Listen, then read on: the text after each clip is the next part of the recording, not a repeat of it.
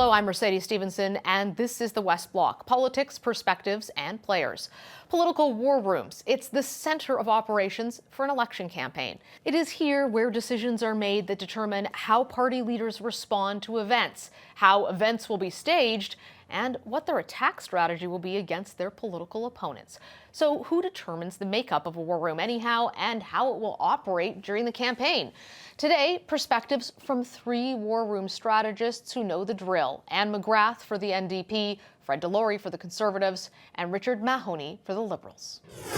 My name is Fred DeLorey. I'm a Conservative strategist. Okay, hi, I'm Anne McGrath, and I'm a longtime NDP strategist and campaigner and advisor. Hi, my name is Richard Mahoney. I'm a longtime Liberal campaign strategist. I've run campaigns at the federal and provincial level. So a war room is a part of the campaign office. Sometimes they're kind of confused amongst each other.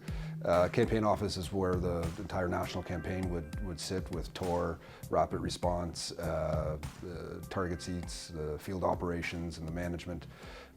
The war room is the rapid response part of the campaign office, in which you have a number of staff. It could be 5 to 30 that are sitting in usually one room, TV screens all over the place. They're tracking everything that's going on across the country, news-wise and politics-wise.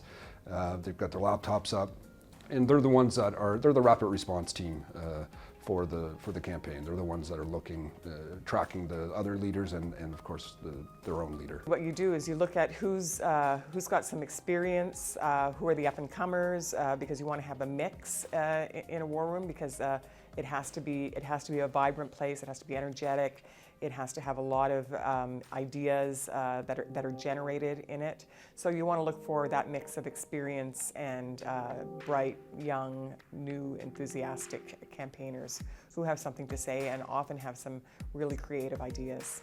And the Liberal Party has looked at the federal and provincial level, how other parties have done it and so forth. In fact, a lot of that was inspired by a great documentary called The War Room on the 1992 Clinton campaign, which actually, because they let the cameras in maybe when they shouldn't have, showed a lot of people that things had really modernized, that the rate of response, even back then, that was required was so fast that you had to really change the way you worked. And so that's been happening, I think, all the time. And today, the stories develop so quickly. You can get the kernel of a story that breaks in the morning can have morphed into a totally different story across the country by midday or even earlier. The rapid response to the war room is set up to contrast with your opponents, or some call it attack, and also to defend your leader and campaign team.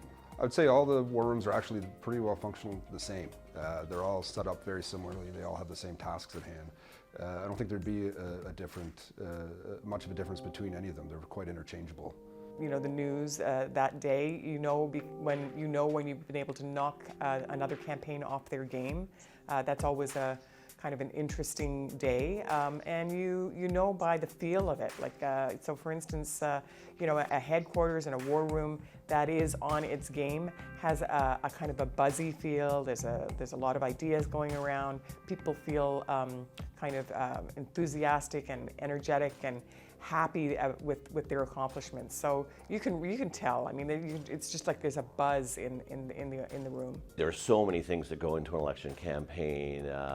How a leader connects, how he performs, extraneous events that happen in the course of a campaign every day that you don't see coming. But basically, the war room is key. You've got your smart, really seasoned people there looking for things that you do to make sure that your message gets out there, and things that you might need to defend against when your opponents are attacking you. So that all happens in a kind of collective, energized, sometimes coffee-fueled